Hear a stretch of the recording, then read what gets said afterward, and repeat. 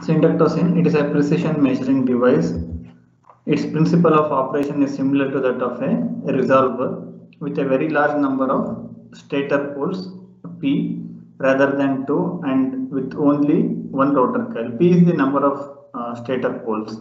So in case of resolver, so we were having two stator coils and two rotor coils. Whereas in case of inductocene, so stator coils, so they are n numbers, so they are more than so 2. Okay, so then rotor coil instead of 2 here it will be only 1. So in p-pole inductocene, the stator voltages are, so there are reference voltages, so V1, V2, so that is given by this equation, where P is the number of stator poles, and phi is the angular position of the rotor relative to the stator, and V is the voltage supplied to the rotor. Inductocenes are also made in a linear form for direct measurement of the position of the machine tool table. Even encoders, so we discussed about rotary encoders, but linear encoders are also available. Similarly, inductocenes also, you can get inductocenes in linear form also. The relation between the induced voltages at the stator and the displacement is given by these equations. Suppose this is applicable for linear form. This is for rotary, where X is linear displacement, V is AC voltage supplied to the rotor, and L is linear displacement per cycle. Next, in the rotary inductocene, the rotor is directly mounted on the lead screw. In the linear form, the stator is fixed to the bed of the machine tool and the rotor to the table. So whereas table is moving, so that's why rotor will be fixed to table and stator will be fixed to the bed, which is stationary. The output from the rotor is fed into an input of a phase detector and compared with one of the stator voltages. The resulting error signal from the phase detector is applied to the machine drive and provides the required movement of the machine table. So here in all these position feedback devices, the output will be in the form of voltages. Okay, so there will be an input voltage and there will be an output from these feedback devices. These two are compared. If there is a difference, so action will be taken. Tachometer. In order to obtain a precise control of the servo motor speed, the actual speed must be measured and compared with the required one. Okay, already during your undergraduation, so you use tachometer in one of the lab. Okay, in which lab you use tachometer? Sir, at engine. Okay, engines lab. Okay. Yes, sir. So there, with when you have, because of the physical context, so we were able, that machine was able to read the value. Okay, here it is based on voltage. In order to obtain a precise control of the servo motor speed, the actual speed must be measured and compared with the required one. The actual speed may be measured in terms of voltage by a tachometer coupled to the motor shaft. That means, so all these feedback devices, most of them are coupled to the motor shaft. Okay, so in case of non-contact inspection techniques, so you use other methods. Okay, in case of contact type, so like these, so these are directly coupled to motor shaft or lead screw. The difference between command voltage and tachometer voltage is used to eliminate the error. The output voltage of the tachometer is given by this equation, where Kp is the tachometer constant, which is dependent on the magnetic strength of the permanent magnet. Okay, again, so this is the closed loop control system, so called as machine drive unit. A simple control loop consisting of DC servo motor, amplifier, and tachometer is called as the machine drive unit. So this is a closed loop system, closed loop. Okay, tachometer is used as the velocity feedback device. So it is directly coupled to the shaft of the motor. Okay, then it will output will be in the form of voltage. So input voltage, that is command voltage, and the voltage from the tachometer will be compared. Suppose if there is difference, you can amplify the signal with the help of this amplifier, so that then you can get the desired output. Increase or decrease the speed depending on this amplifier. Next, error signal. So error signal, it is the difference of command voltage, that is input voltage, and voltage from the tachometer. If there is difference, that is considered as error. This error signal is fed to the power amplifier, which produces a voltage V, okay, which will compensate this. So usually if there is less voltage, okay, you should increase it. So for that you are using amplifier. So for that there is an equation, V is equal to Ka. E is the error and Ka is the power amplifier gain. Next, counting devices like counters. Okay, so if you want to count the output, okay, number of units manufactured, okay, you can fix counters on the conveyor and you can count the output. Okay, you need not count them manually, you can use devices. So with the help of sensors you can count. Okay, so counting devices are used for that purpose. To transfer information in digital form, special circuits are required. These are called digital circuits or logic circuits. These are able to store data and instructions, receive new data, perform arithmetic operations, and transfer the results. So even counting devices, so they will count, so in terms of numbers. Again, so that will be based on certain logic. Okay, it may be in increasing order, it may be in decreasing order, up count, down count, okay, or in both direction, increasing and decreasing values. Digital circuits operate at two distinct voltage levels, high and low. There are two groups of digital circuits. So one is gate, logic gates. Resulting output depends only on the present input. So your input to gate and logic or logic, okay, so they depend on particular input. So in case of OR logic, if any one input is present, so you will get an output. In case of AND logic, so all inputs should be present, okay, then only you will get the output. So that means they are depending on the present input, so they are not dependent on previous inputs. Whereas storage elements, so in this case, resulting output depends on both the past and the present input signals. Next, flip-flops. So these are storage elements. Flip-flop is the basic memory circuit.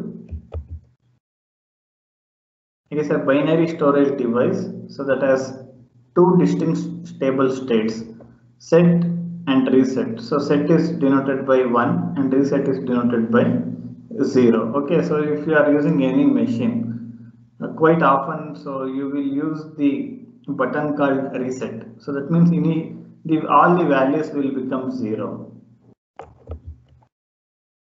For sensing the state, the flip is provided with two outputs, Q and Q dash or Q prime. When Q is 1, Q dash is 0 and vice versa. Trigger flip-flop has only one input denoted by T or CP. Okay, so you will understand. Okay, so what is the function of flip-flop, how the status of the flip-flop changes from 0 to 1 or 1 to 0, that we'll discuss in detail.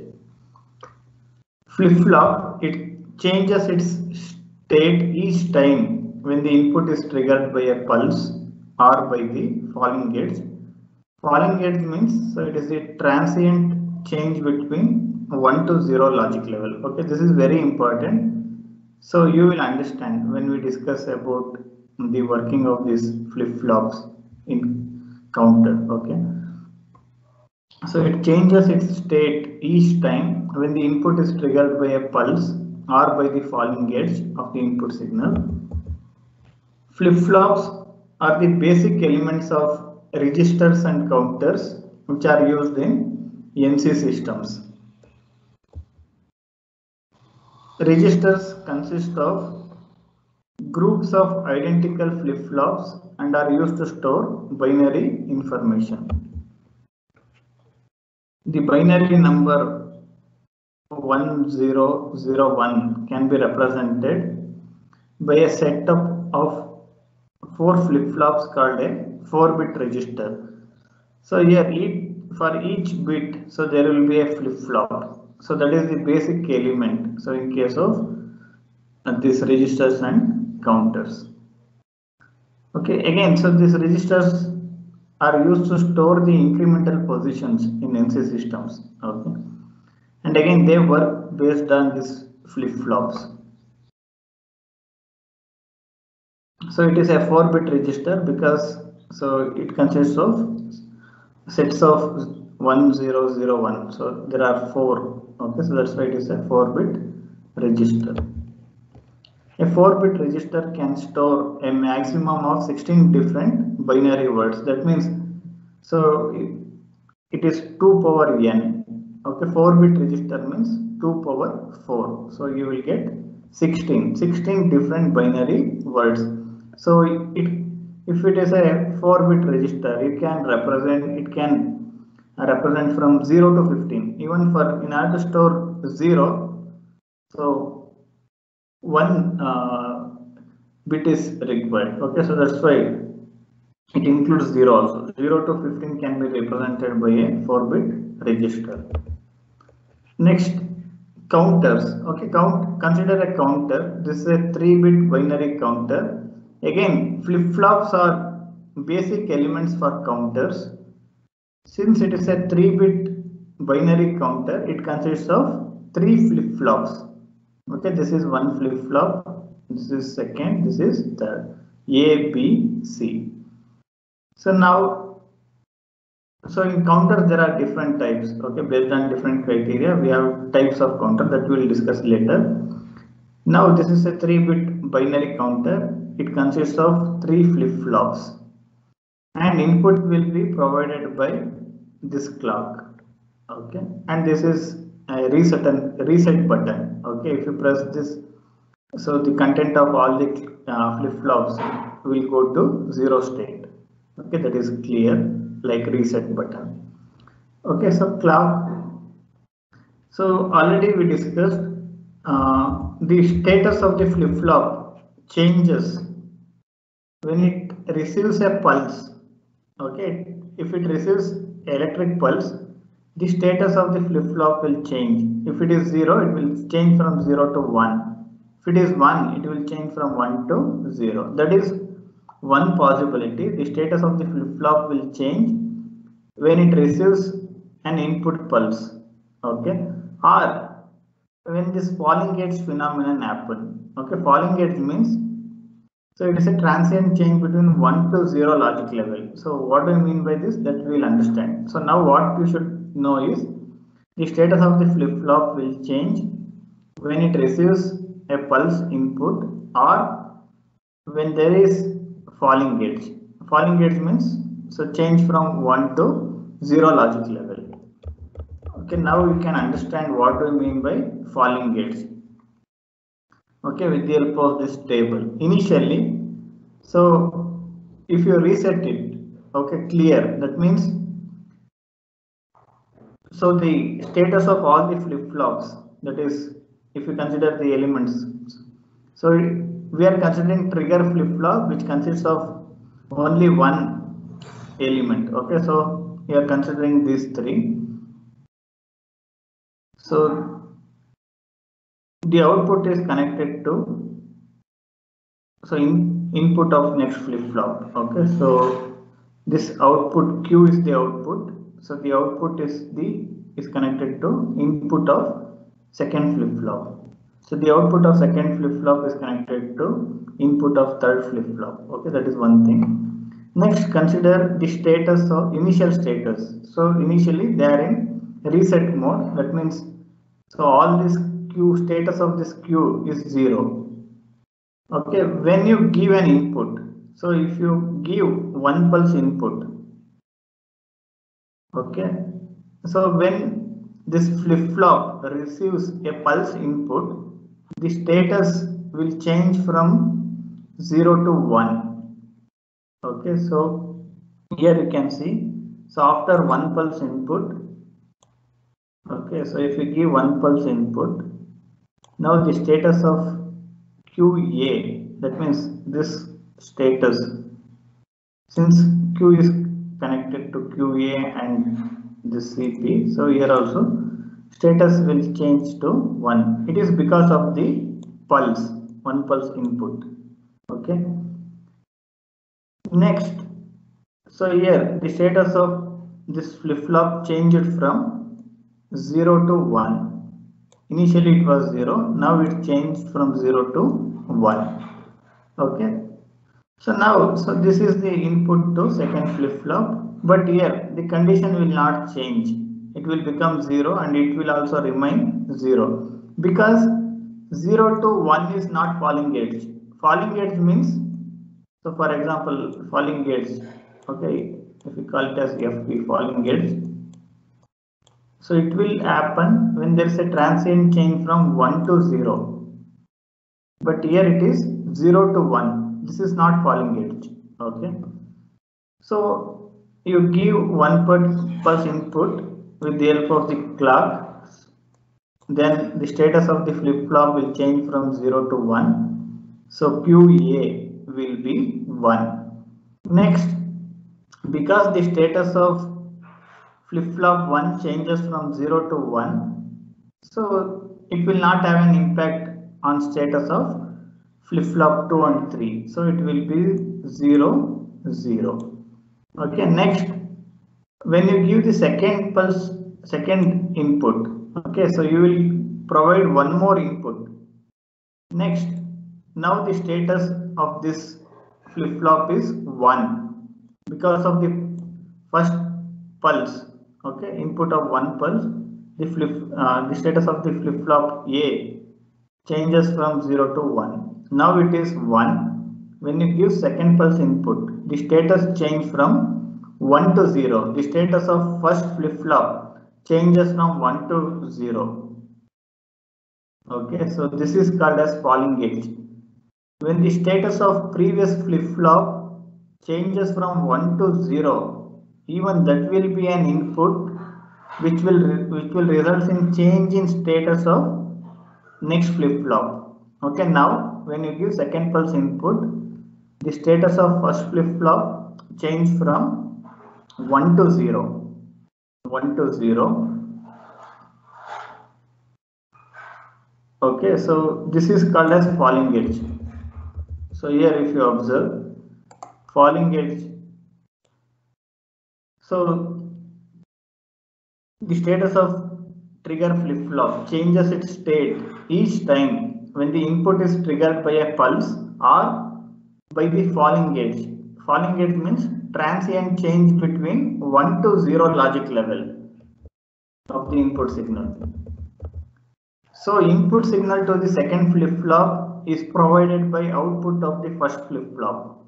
Input to the third flip-flop, that is flip-flop C, so is based on output of the flip-flop B. Okay, now because of transient change from 1 to 0, there will be a falling edge. Since the output of flip-flop A is connected to flip-flop B, okay, status will change from 0 to 1. Here you can see it changed from 0 to 1. Okay, next, again, so it is connected to flip-flop C is connected to output of B, but here in the previous case the status changed from 0 to 1, which is not falling edge. That's why QC remains 0. Okay, next, when you give one more input, that is third pulse, okay, now initially, so it was once again after second pulse it is 0. Now because of the input, so the status will change from 0 to 1.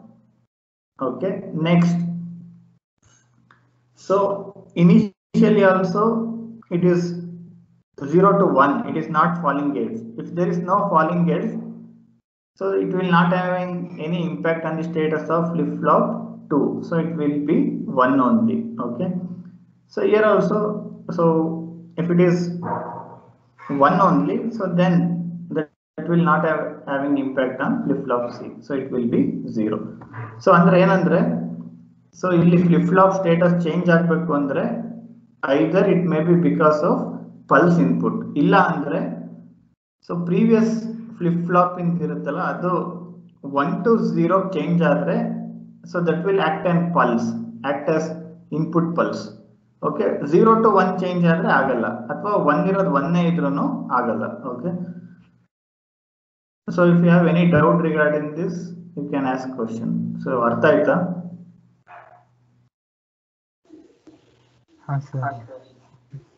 Okay, so ಅರ್ಥ ಆಗಿಲ್ಲ ಅಂದ್ರೆ, so next, so we are going to consider few more pulses, so then you may understand it. Okay, now consider this table. Okay, again same thing, we are considering 8 pulses. Okay, there are again same thing, 3 flip-flops. They are the basic elements for counter. If there are 3 flip-flops, that is considered as 3-bit counter. The status of this flip-flop can be either 0 or 1. It is a binary counter. Okay, so that's why status of individual flip-flops will be 0 or 1. Initially, it will be in reset mode. That means the status of all the 3 flip-flops will be 0 initially. Next, when you give the first pulse input, the status of first flip-flop, that is flip-flop A, changes from 0 to 1. It is because of the pulse input. Next, so QA changes from 0 to 1, but 0 to 1 is not falling edge. So it will, status of second flip-flop will be 0, third also will be 0. So when you give second pulse input, now it is in 1. So now status change from 1 to 0, which is considered as falling edge. Okay, when there is falling edge, so QA changes from 1 to 0, that is a falling edge. Okay, this will be the input. Falling edge is the input to flip-flop B. Now because of falling edge, status will change from 0 to 1. So now you can see status changes from 0 to 1. So now for the flip-flop C, that is third flip-flop, so B changes from 0 to 1, which is not falling edge. So that's why it is 0 only. Okay. Next, when you provide, so third pulse, so flip-flop A, it will change from 0 to 1 because of the pulse. Okay, 0 to 1 is not falling edge. That's why. So initially also it is 1. Now also the status remain as 1 only. Okay. Next, because QB, earlier also it was 1, now also it is 1. So there will be no change in status of, so flip-flop 3C. Okay, it will be 0. Next, if you give the fourth input, fourth pulse, okay, the status of QA changes from 1 to 0. Okay, 1 to 0 is a flip-flop. Sorry, 1 to 0 is a falling edge. Okay, so when you give the fourth pulse input, okay, QA will change from 1 to 0. 1 to 0 is a falling edge. Because of this falling edge, the status of second flip-flop is changing from 1 to 0. Okay. Next, because the status of QB is changing from 1 to 0, again it is a falling edge. The status of flip-flop C also will change from 0 to 1. Okay. Next, so when you give fifth pulse input, Okay, because of the pulse. Okay, pulse will be directly received by only flip-flop A. Remaining flip-flop B and C depends on falling edge phenomenon for change of its status. These two depends on falling edge, whereas first one is receiving pulses directly. Okay, whenever it receives pulse, the status of first flip-flop will change. Next, okay, so when there is fifth pulse input, its status will change from 0 to 1. 0 to 1 is not falling edge. So earlier also the status of flip-flop B is 0. Now also it will be 0 only. So because there is no change in status of previous one, here also it will remain 1. Next, when you give 6th input pulse, okay, so now there will be change from 1 to 0 of first flip-flop, so which is a falling edge. 1 to 0 is a falling edge. Because of this falling edge, the status of second flip-flop, that is QB, will change from 0 to 1. But 0 to 1 is not falling edge. That's why it will remain as 1 only. Okay, next, when 7th pulse input is given, okay, so it will change from 0 to 1. 0 to 1 is not falling edge, so that's why it will remain as 1. Next, it will remain as 1 only. Okay, so because there is no falling edge. Next, so when you give the 8 pulse input, it will go to reset. So that means, so again, when you give 8 pulse input, so QA will change from 1 to 0, which is a falling edge. Because there is falling edge on first flip-flop, the status of second flip-flop, that is B, also change from 1 to 0. Since 1 to 0 is a falling edge, the status of third flip-flop also changes from 1 to 0. Okay, so now it will become clear. That means it will go to reset. Once again, if you give 9th pulse, so you will get this status. 10th, you will get this. 11th, you will get this. So that means this 3-bit register can be used to represent 2 power n positions. Okay, or 2 power n values. So that means 2 power n means 2 power 3, 2 into 2 into 2. So that means you can represent 8 values. It may be from 0 to 7. Okay, here you can see you can represent from 0 to 7. Okay, so once again, next same set will repeat. Okay, this is how counters will operate. Okay, this is the working principle of counters. So they are made up of basic elements called flip-flops. The status of flip-flops will vary like this. It may be because of the pulse, or it may be because of the falling edge. Okay, next, so waveforms. Okay, whenever the status is 1, okay, that is represented by this line, remaining it will be 0. Okay, so these lines represent 0 and these lines represents 1. Okay, if you consider QA, okay, so after first pulse input, at the end of pulse 1, you can see the status is 1. So when till the output of second pulse, okay, after second pulse input, so again it will go to 0. Next, once again it will become 1 when you give the third pulse input. At the end of third pulse, so it will become 1. So like that, so you will have waveforms for QA, QB and QC.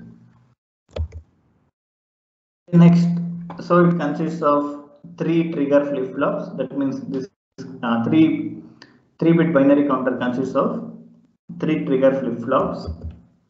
Output of each one is connected to clock pulse input of the next stage. It is capable of counting from 0 to 7. So here, so 0, 0, 1 is nothing but it is 1. Okay, 0, 1, 0 is nothing but it is 2, 3, 4, 5, 6, 7. So 0, 0, 0 means it is 0 only. Okay, that means with the help of this 3-bit counter, you can represent 0 to 7. So there are different types of counters. We can classify based on 3 criteria according to the base of counting. So binary, decimal. So this is a binary counter. So decimal means so you will get in terms of fraction. Whereas in case of binary, it is you can represent discrete values. That means 1, 2, 3, 4. Like that values you can represent. Whereas so in many cases, like in weighing machines, okay, you need to represent 1.10 kg, 1.02 kg, like that. So that is in decimal. In few cases, so you need decimal counters. So binary, you can use it to count numbers 1, 2, 3, 4. There are no in between values. Next, according to counting direction, up, down, up, down. So up means it will be in increasing order 1, 2, 3, 4, like that. The values will increase. Down means from 10 it will come to 0. 10, 9, 8, 7. That is the down counter. Up, down means it will increase and it will decrease. So next, asynchronous and synchronous counters. It is based on the input pulse. Okay, if you give input simultaneously to all the flip-flops, that is called as synchronous counters. Suppose if any one of the flip-flop is receiving input, that is called as asynchronous counter. Okay, by the counter which we considered for discussion, that is binary counter and that is asynchronous. Okay, asynchronous binary counter was considered for discussion. Next, direction of counting. So based on that we have up counter or forward counter. So an up counter or forward counter is a circuit that counts from 0 to some quantity q determined by the number of flip-flops employed. Okay, in the previous case, so we employed only 3 flip-flops. So we can count from 0 to 7. If it works as an up counter, we can use it to count from 0 to 7. Next, a down counter is a counting circuit which successively reduces the count from some quantity towards 0 in increments of 1. So that means if it is a 3-bit, it will start from 7, it will end at 0. 7, 6, 5, 4, like that the values in the counter will change. A logic circuit which is capable of counting in both forward and reverse direction is called an up-down counter. That means it can increase or decrease. From 1, if it is a 2, okay, from 2 to 3 it can go and 2 to 1 it can come down. So that is the up-down counter. Next, synchronous and asynchronous counters. Synchronous counters, all the flip-flops, FF means flip-flop. All the flip-flops receive the same clock at their clock pulse input. Asynchronous counter, flip-flop do not have a common clock. Next, decoders. Okay, so in order to decode the information in the counter, you need decoders. A decoder circuit is often used in conjunction with a counter to provide a method of decoding the counter contents. A decoder is one AND gate. That means so output will be present only when all inputs are present. That is the AND logic. The output of the gate is at one logic level only if all the inputs are at 1. Okay, this is an example. It is a 4-bit counter. Okay, 4-bit counter means so it consists of 4 flip-flop. 1, 2, 3, 4. Okay. So decoder, it is a decoder circuit. So here you can see it is representing 0, 1, 1, 0. That means it is nothing but 6. Okay, so in binary language 0, 1, 1, 0 means it is 6. Okay, it is a representation of number 6.